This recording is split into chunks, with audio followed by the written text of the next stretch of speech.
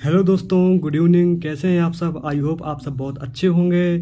तो चलिए, आज बहुत लोगों के कमेंट आ रहे थे कि सर यूपी पुलिस की वैकेंसी कब आएगी उसके बारे में कोई वीडियो बनाइए। तो हमने सोचा चलो सा टाइम मिला मुझे आज, मैंने सोचा चलो अच्छा इनके लिए कुछ, तो मैंने सोचा चलिए आज कोई डिस्कशन करते हैं इसके बारे में कि यूपी पुलिस की वैकेंसी कब तक आएगी, कैसे क्या क्या क्राइटेरिया है, उसकी एज रिलैक्सेशन क्या है और हाइट क्या है, चेस्ट क्या। तो ये सब चीज़ों में आज आपसे हम डिस्कशन करते हैं। चलिए आइए देखते हैं आगे। तो दोस्तों, कुछ दिन पहले कई पेपरों में, अखबारों में हमने देखा था कि कई जगह निकला है पेपरों में कि आपकी यूपी पुलिस की कांस्टेबल पद की वैकेंसी 41,028 पदों पे वैकेंसी होनी है। कई बार पेपरों में आया है, पर अभी तक का ना कोई उसकी वैकेंसी आई है, ना उसका फॉर्म अप्लाई हो रहा, ना वगैरह कुछ भी नहीं हो रहा है। तो आइए देखते हैं इसके बारे में क्या कितना सच है, कैसे क्या है। तो सबसे पहले बात कर लेते हैं कि बहुत से लोगों का सर हाइट कितनी है। मेरी 169 है, मेरी 168 है, मेरी 167 है, कितनी हाइट है, कैसे क्या लेते हैं, उसमें कैसे क्या फिजिकल होता है। तो आइए इसके बारे में आज थोड़ा सा आपसे बातचीत करते हैं।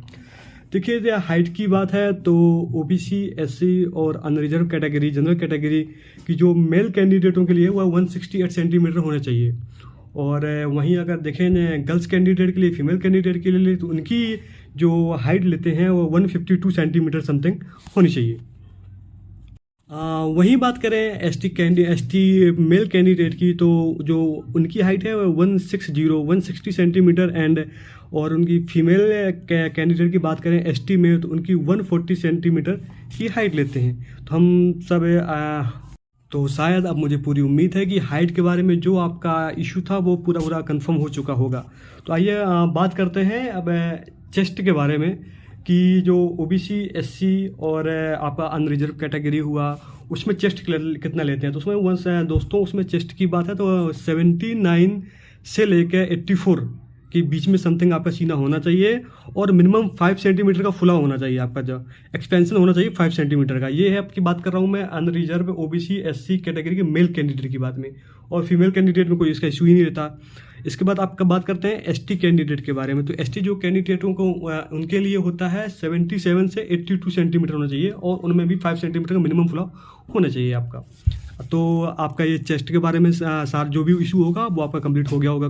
तो दोस्तों, अब एज के बारे में बात करते हैं कि एज का क्या इशू रहता है, इसका क्या मैटर उसमें दिया रहता है, ठीक है। तो दोस्तों, अनरिजर्व कैटेगरी के लिए उसमें कोई आयु सीमा में कोई भी छूट नहीं है। उनका जो रहता है वो 18 से 22 साल तक के आवेदन उसमें कांस्टेबल पद में कर सकते हैं आपका, उसमें कोई भी तो दोस्तों, अब लास्ट में बचता है आपका ओबीसी, एससी और एसटी कैंडिडेट के लिए आयु सीमा। तो उसमें देखिए, उसमें भी 18 से 22 साल रहता है, पर उसमें 5 साल का एज रिलैक्सेशन आपको मिल जाता है। तो समथिंग अगर आप 18 साल के हैं तो आप जो है 18, 5, 23 साल तक आप भर सकते हैं, और अगर आप 22 साल के हैं लास्ट में तो 22, 27 साल तक भर सकते हैं आपका। तो मेरे हिसाब से आपके जो आयु के बारे में जो भी आपका जो इशू बन रहा था वो भी आपका कंफर्म हो गया होगा लगभग आपका। तो दोस्तों, अब बात करते हैं इसके फिजिकल के बारे में, जो पीईटी होता है, फिजिकल एफिशिएंसी टेस्ट के बारे में। तो दोस्तों, जब आपका रिटर्न हो जाएगा, इसके बाद जो रिजल्ट आएगा तो उसमें जो मेरिट के हिसाब से जो पीईटी की एक अलग मेरिट बनती है। तो जो आपका पीईटी होगा तो उसमें क्या रनिंग रहती है, कैसे क्या, इसके बारे में डिस्कशन करते हैं आपसे। तो जो मेल कैंडिडेट के लिए होता है उसमें 25 मिनट रहते हैं। 25 मिनट में आपको 4.8 किलोमीटर के अराउंड इसमें आपको दौड़ पूरी करनी होती है। 25 लास्ट है आपका। ये मेल कैंडिडेट की बात कर रहा हूँ मैं। और अगर यहीं बात करें हम फीमेल कैंडिडेट के लिए, तो उनका 14 यानी कि 14 मिनट में उनको 2.4 किलोमीटर की दूरी उन्हें तय करनी होती है। ये इसको जो क्वालिफाई करने के लिए ये बिल्कुल बहुत ज़रूरी। तो दोस्तों, आपकी ये बात हो गई रनिंग के बारे में। आपका फिजिकल जो होगा वो इसी तरीके से होगा। और हाँ, कुछ दोस्तों ने मुझे मैसेज के जरिए पूछ रहे थे कि सर जो डॉक्यूमेंट्स वेरिफिकेशन होगा तो सर रनिंग के बाद होगा या पहले होगा। तो भाई मैं आपको जो साफ तौर पर आपको बता दूं कि जो डॉक्यूमेंट्स वेरिफिकेशन होता है वो आपको रनिंग होने के पहले ही आपका डॉक्यूमेंट्स वेरीफाइड कर लिया जाएगा। इसके बाद आपको पीईटी के लिए आपका नया एडमिट कार्ड आपको दिया जाएगा। और दोस्तों, कई लोगों के मैसेज भी आए कि सर मेरी आई 6/6 है, 6/9 है, 6/12 है, 6 हालांकि 24 तक लोगों ने बताया तो सर क्या इसमें मेडिकल मुझे बाहर कर दिया जाएगा, कैसे क्या? तो देखो भाई मैं बता दूं, मेडिकल का ये है कि देखिए आप अपनी पहले ये रिटन क्वालिफाई करिए, पीटी क्वालिफाई करिए, इसके बाद जब मेडिकल होगा तो सब हो जाएगा, परेशान मत होइए। मेडिकल में आई सेट का बहुत बड़ा इशू नहीं रहता है इसमें, हालांकि जो उसमें रहता है तो 6/6 और 6/9 तक चलता है फिलहाल, लेकिन मेडिकल में परेशान मत होइए। और मेडिकल का भी बताने कोई मतलब भी नहीं है। अभी आप जो आप तैयारी करें, अपनी तैयारी करते रहिए, आप वैकेंसी आइए, रिटन क्वालिफाई करिए, पीटी क्वालिफाई करिए, इसके बाद फिर मैं आपके लिए एक मेडिकल का एक शॉर्ट वीडियो भी लेके आपके लिए मैं आऊँगा। और दोस्तों बात करते हैं इसके जो 41,028 पद आने हैं, तो सर कब तक आने हैं, कैसे क्या है? तो देखिए दोस्तों, हम आपको बता दें कि कोई ऑफिशियल नोटिस नहीं है, किसी भी कोई भी यूट्यूबर आपको बताता है कि इसका ये वैकेंसी इस तरीके से फार्म ऑनलाइन होंगे, अप्लाई होंगे, ऐसा वैसा, तो ऐसा देखो कुछ भी नहीं है, अभी कोई ऑफिशियल नोटिस नहीं दिया गया। हालांकि हाँ, विज्ञप्ति में जरूर दे चुके हैं कि अखबारों में 41,028 पदों में वैकेंसी होनी है, पर कब तक होनी है इसका कोई अंदाज़ा नहीं लगाया जा सकता है।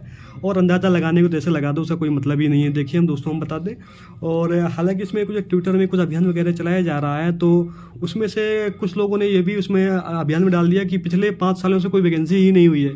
तो भर्ती बोर्ड के अधिकारियों ने उन्होंने बताया कि देखिए ऐसा बिल्कुल नहीं है, और वाकई ऐसा बिल्कुल नहीं है कि पिछले 5 साल से कांस्टेबल के पद पर कोई वैकेंसी नहीं हुई है। देखिए 18 को हुई, 19 को हुई, आपकी 20, 21 सब हुआ है। तो उन्होंने इसमें इस बारे में थोड़ा नाराज़गी जताई है। तो दोस्तों बस मैं आपसे यही कहना चाहूँगा, देखिए वैकेंसी आज नहीं तो कल, कल नहीं तो परसों तो आनी ही है। आप अपनी तैयारी कंटिन्यू रखिए, जैसी ही आपकी वैकेंसी आती है तो हम आपको अपडेट करेंगे, ऐसी बात नहीं।